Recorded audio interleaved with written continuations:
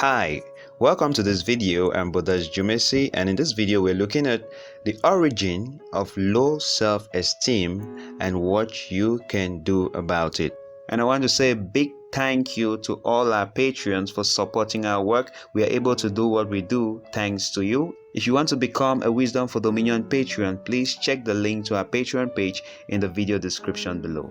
The origin of low self-esteem and what you can do about it. I believe you're watching this because you have an idea of what low self-esteem is, and you certainly can relate to it. You perhaps know that feeling when you browse through your social media feed and then you see a friend with some new thing they've bought or some new vacation they have taken, and then you suddenly feel like your life is not moving forward, or that basic feeling that you're not good enough or you don't measure up, people like you cannot do anything great, or the good things in life are not meant for someone like you. Whatsoever the pattern of low self-esteem that you have experienced, we certainly can agree that low self-esteem is thinking very little about yourself, feeling you can't do good things or great things or anything at all, feeling that you're not good enough or you need to do some certain things to measure up. And that's why many times people go after money, they pursue after women, they pursue after job positions and titles so they can fill in the gap of their low self-esteem. But the sad news is these things cannot solve the problem. But in this video, I hope that we explore what could really be the origin of low self-esteem and what you can do to actually get yourself to discover your self-esteem and your self-worth and your self-concept so you can finally express the fullness of yourself. I believe we are all born with self-esteem. It's not low, nor is it high. We are just born with self-esteem. Think of it this way: a newborn baby is born and your self-esteem tank is about 100%. So babies generally don't have a low self-esteem. So what happens then that when we grow up, we suddenly realize that we have a low self-esteem or we encounter a low self-esteem is what happens from the moment we are born to when we grow up. Our environment, the experiences that we have, and the media we are exposed to. I'm very sure babies don't have a low self-esteem because when you look at their behavior, one, people with a good self-esteem own up to whatsoever they want and they pursue after it. I've never seen a baby feel hungry and behave that they won't cry or demand their food, perhaps because their mom is sleeping or is cooking or anything. Their good and intact self-esteem makes them feel important, and so it doesn't really matter what you're doing. When they feel hungry, they open their mouths and start shouting. They don't negotiate with you. They don't care whatsoever is the issue. They want their food. Whatsoever they want, they ask for it. And that is a sense of importance, a sense that their opinion counts. And this is what is lacking when we grow up.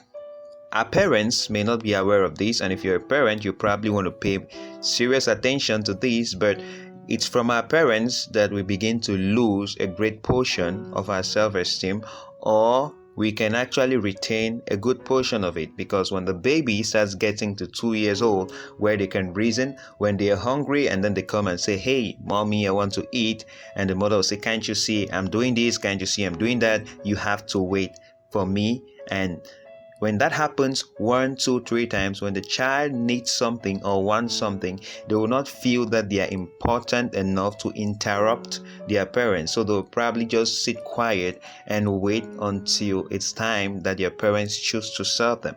But the sad thing is, we later on carry this into life, where we feel it's others that have to answer the questions in class, it's others that have the ideas, it's others that can do the great things. We are just meant to be here at the back and do nothing.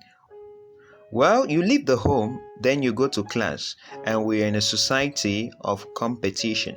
So your school already starts grading you, not in comparison to your full potential, like this is what you have done, but this is what you could do, but in comparison to the person sitting right next to you. So what happens if they are performing better than you. You start feeling like you're not good enough, or you're not good in math, or you're not good in drawing, and your self-esteem tank continues to deplete itself further. And one thing we must realize that this goes both ways, because even the child that is doing good in school and they develop their self-esteem from the fact that they can outsmart their mates, they will have issues the day there is no one for them to outsmart. So it's not just the one who isn't doing well who has a low self-esteem. The one who is doing well and getting their self-esteem from the fact that they are doing well will eventually develop a low self-esteem when there is no one for them to outsmart. And that's a typical thing when they leave school and face the real world. And lastly, the media we are exposed to. The media gives us the impression of what a beautiful woman is, or of what a handsome man is. But the truth is, there is no definition for beauty.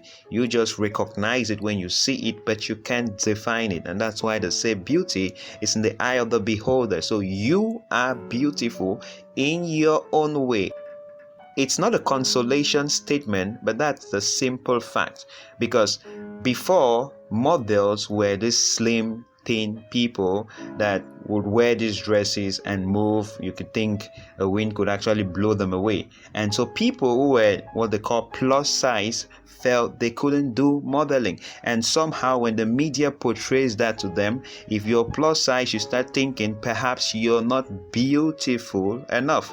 But recently, I've seen that there are now plus size models where it's a modeling competition only for people who are plus size. Now, how is that for uniqueness? There is no definition or standard for beauty. Everything created was good and perfect and beautiful. So I believe you already know what low self-esteem is.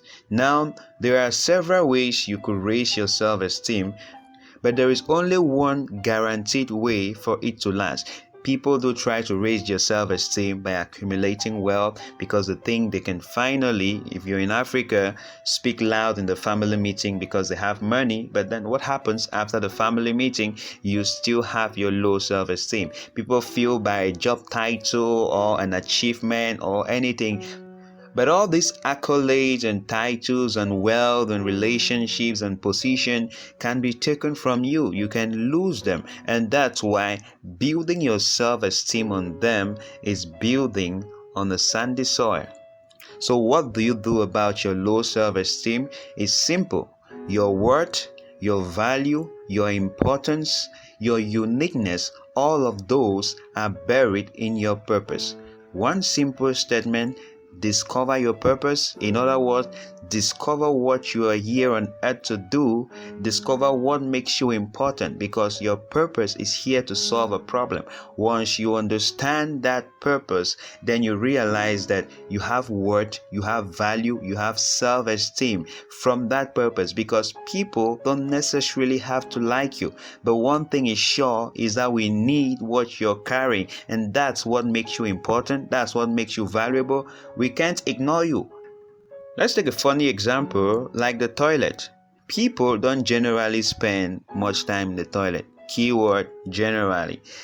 At least compared to how much time they spend in your sitting room or before their TV.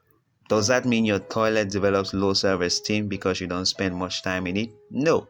One thing it knows is that you need it. You can eat all your chicken, you can eat all your fish, you cannot even have time for that toilet. But one thing it knows is that when the right time comes for number 2, you will choose the toilet over the best and gold decorated sitting room.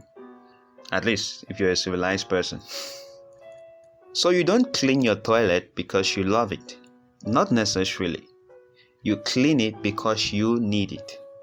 So understand that you were born for a purpose, and that's where your self-esteem will come from. People will not necessarily have to love you, but they will deal, respect, value, appreciate you because they need what you carry. You don't love dentists, but you need the services they can render to you. You don't necessarily love mango trees, but you need the delicious fruits they have to offer you. So commit yourself to leave all the fleeting sources of self-esteem and rediscover your worth, your value, your importance, your concept in what you were created to do, because that's what makes you special, unique, and irreplaceable. Now, before we go, that's it about developing a healthy self-esteem. But you can actually discover your purpose. Like, there are many people who know what they're to do, and then they tell me they still have difficulty feeling that they are worthy to even do what they have discovered that they were to do.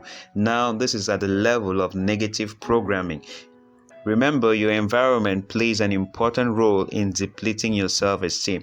The different types of programming that were put in your head. If you grew up in an environment where they reminded you that you're not good enough, you cannot amount to anything, you're the black sheep of the family, and all those things, if these programmings are still in your head, they are going to limit you from accessing the fullness of your self-esteem in your purpose. So what you need to do is to take time, sit quietly, meditate, and identify these negative programmings in your head and begin to replace them with the right programming, one after the other. They may have told you you cannot do anything right, but you have to identify that and replace it with the fact that you have all the help you need to make the best choices in the world, because your creator is there to back you up.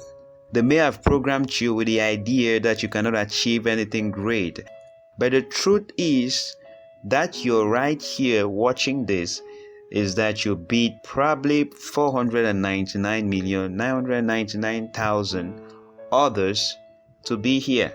Now I think that's achieving greatness. So there is a lot more that you can do. So that's it in this video about self-esteem. I'd like you to hear your thoughts about this in the comments. Please tell us, what other ways can someone correct their low self-esteem and develop a healthy self-esteem the way it should be? If you like this video, please give it a thumbs up, and you can share it with 1 or 2 friends. Don't forget to subscribe if you're new here. Thank you for watching, and see you in our next video.